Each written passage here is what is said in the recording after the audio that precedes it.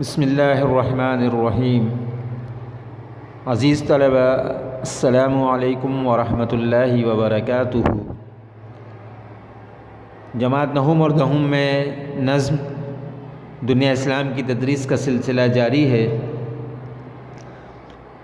گزشتہ ویڈیو میں ہم نے نظم کی بلند خوانی اور اشعار کے مفہوم کو سمجھا اور کچھ کام آپ کو گھر کے کام کے طور پہ دیا گیا، جس میں نظم کا مرکزی خیال اور دوسرے اور آخری شعر جو ہیں ان کی تشریح لکھنی تھی۔ طریقہ بھی آپ کو سمجھایا گیا اور امید ہے کہ وہ کام اب تک آپ نے مکمل کر لیا ہوگا۔ سلسلہ تدریس کو آگے بڑھائیں تو مشقی سوالات ہیں، جیسا کہ ہر سبق کے اختتام پر ایک مشق ہوتی ہے اور اس نظم سے متعلق اس میں جو کام دیا جاتا ہے وہ ہم نے کرنا ہے۔ تو آئیے صفحہ نمبر 134 پہ یعنی پیج نمبر 134 پہ جو مشقی سوالات ہیں ان کو دیکھتے ہیں اور دیکھتے ہیں ان کے جوابات کیا ہیں۔ کتابیں کھول لیجئے، صفحہ نمبر 134۔ سوال نمبر 1، اس کا الف اگر دیکھیں تو سوال ہے کہ مسلمانوں میں اتحاد کیوں ضروری ہے؟ تو اس کا جواب ہم بتائیں کہ بطور مسلمان اللہ تعالیٰ نے ہمیں ایک قوم بنایا ہے اور اسی لیے اللہ نے ہمیں تفرقے میں نہ پڑنے کا حکم دیا ہے کہ اگر ہم متحد نہ ہوئے تو دشمن ہم پر غالب آ جائے گا۔ اس لیے ہم کہہ سکتے ہیں کہ مسلمانوں کی بقا اور اسلام کے غلبے کے لیے اتحاد بہت ضروری ہے۔ دوبارہ سن لیں کہ بطور مسلمان اللہ تعالیٰ نے ہمیں ایک قوم بنایا ہے اور اسی لیے اللہ نے ہمیں تفرقے میں نہ پڑنے کا حکم دیا ہے کہ اگر ہم متحد نہ ہوئے تو دشمن ہم پر غالب آ جائے گا۔ اسی لیے ہم کہہ سکتے ہیں کہ مسلمانوں کی بقا اور اسلام کے غلبے کے لیے اتحاد بہت ضروری ہے۔ یعنی اگر ہمیں اتحاد نہ ہوا تو ہماری بقا ہے جو وہ بھی خطرے میں پڑ جائے گی اور جو اسلام کا غلبہ ہونا چاہیے اس میں بھی رکاوٹ آئے گی۔ ان تمام کاموں کے لیے اتحاد کا ہونا بہت ضروری ہے۔ دوسرا سوال ہے کہ امتیاز رنگ و خون سے کیا مراد ہے؟ اس کا جواب اس طرح کہ امتیاز رنگ و خون سے مراد یہ ہے کہ تمام مسلمان ایک قوم اور ایک امت بن کر رہنے کی ضرورت ہے، اور آج کل مسلمان جس طرح مختلف قوموں، قبیلوں، خاندانوں اور زبانوں کی بنیاد پر تقسیم ہو چکے ہیں، اس فرق کو ختم کرنے کی ضرورت ہے، کیونکہ اسلام میں کسی گورے کو کالے پر اور کسی عربی کو کسی عجمی پر کوئی فضیلت نہیں سوائے تقوی کے۔ اس کے بعد تیسرا سوال کہ علامہ اقبال کے ان اشعار میں مسلم ملت کے لیے کیا پیغام ہے؟ تو مختصر اس کو ہم اس طرح جواب لکھیں کہ علامہ اقبال کے ان اشعار میں مسلم ملت کو یہ پیغام دے رہے ہیں کہ اگر مسلمان موجودہ حالات سے نجات حاصل کرنا چاہتے ہیں اور دوبارہ وہی مقام حاصل کرنا چاہتے ہیں تو ان کو ایک قوم اور ایک ملت بننا ہوگا اور ہر قسم کی تفریق کو ختم کرنا ہوگا، بصورت دیگر ہم خاک رہ گزر بن جائیں گے۔ یہ الف ب اور جیم کے سوالات کے جوابات یقیناً آپ کو سمجھ میں آئے۔ اس کے بعد سوال نمبر 2 کہ درج ذیل الفاظ و تراکیب کے معنی بتائیے۔ پہلا لفظ پنہا، اس کا مطلب ہے چھپا ہوا۔ حکمت مغرب یعنی مغرب کی تدبیریں، مغرب کی چالیں۔ گاز کینچی کو کہتے ہیں۔ دانائے راز، راز جاننے والا، راز کو سمجھنے والا۔ ملت بیضا، اس سے اگر معنی کی بات کی جائے تو روشن قوم ہے۔ اس کے مطلب اگر معنی دیکھے جائے ملت بیضا کے تو روشن قوم ہے، لیکن مراد یہاں پہ مسلمان ہے۔ لیکن اس بات کو بھی سمجھا کریں کہ کچھ الفاظ کے لغوی معنی ہوتے ہیں اور کہیں پہ شاعر ان سے مراد لیتا ہے۔ تو اگر دیکھیں ملت قوم کو کہا جاتا ہے اور بیضا روشن کو کہا جاتا ہے۔ ملت بیضا یعنی روشن قوم، لیکن یہاں پہ اقبال نے اس سے مراد مسلمانوں کو لیا ہے کہ یہ مسلمان ہے۔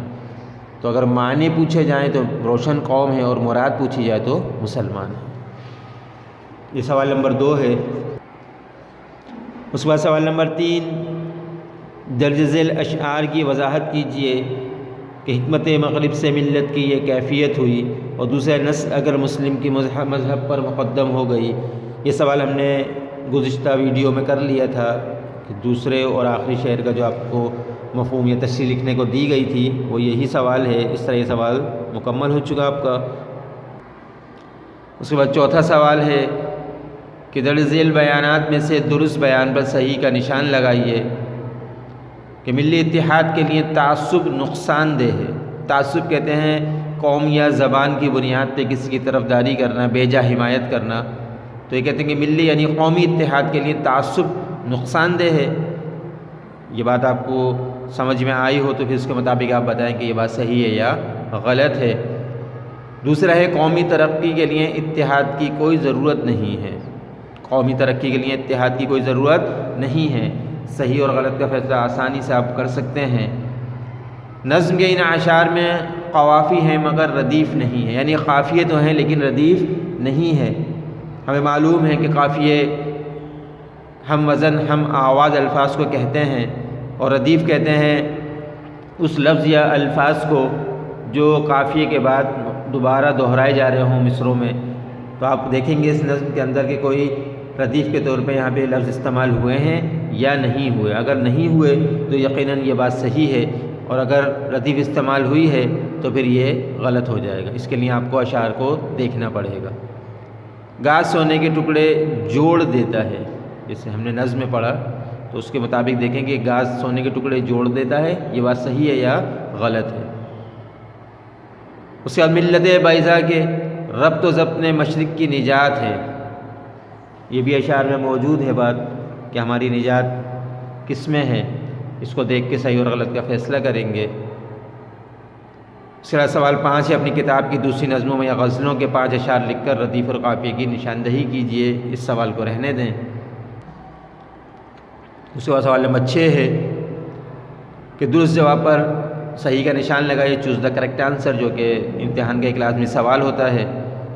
پورا حصہ الف اسی میں مشتمل ہوتا ہے۔ ان کو ضرور اہتمام سے کریں، ذمہ داری سے کریں، سوچ سمجھ کے ان کے درست جواب کا انتخاب کریں کہ اس نظم میں نیل سے مراد ہے ندی ہے، نیلا رنگ ہے، دریا ہے یا جھیل ہے۔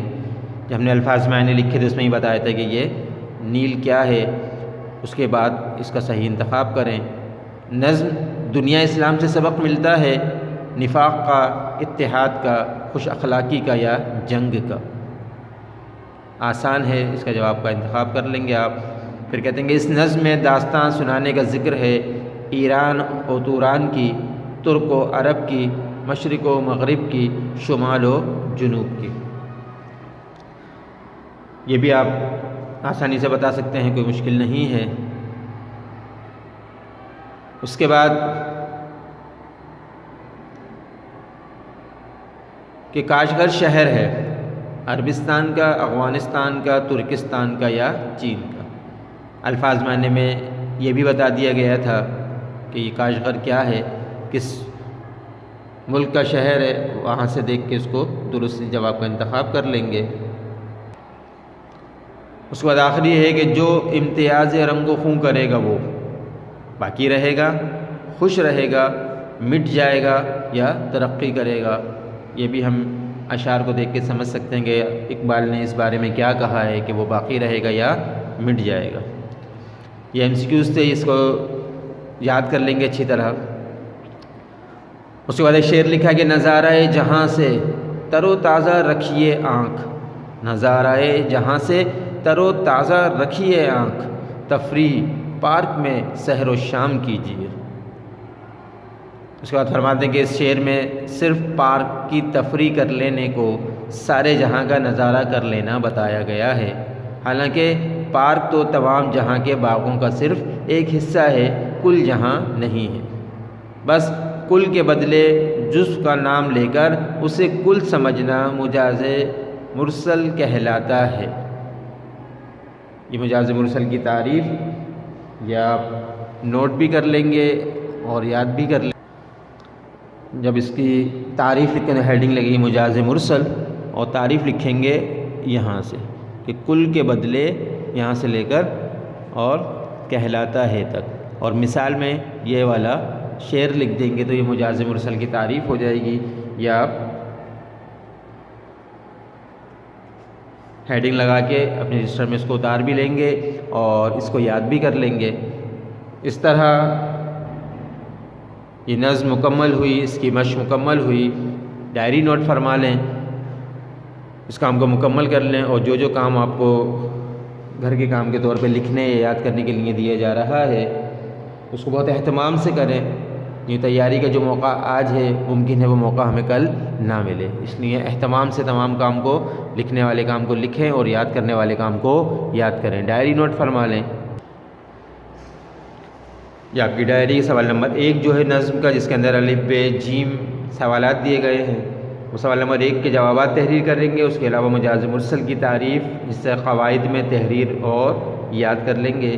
اس ڈائری کو مکمل کر لیں، کام مکمل کر لیں، یاد کرنے کا کام یاد کر لیں۔ دوسری ویڈیو میں انشاءاللہ دوسرے کام کے ساتھ دوبارہ ملاقات ہوگی، جب تک کے لیے السلام علیکم ورحمۃ اللہ وبرکاتہ۔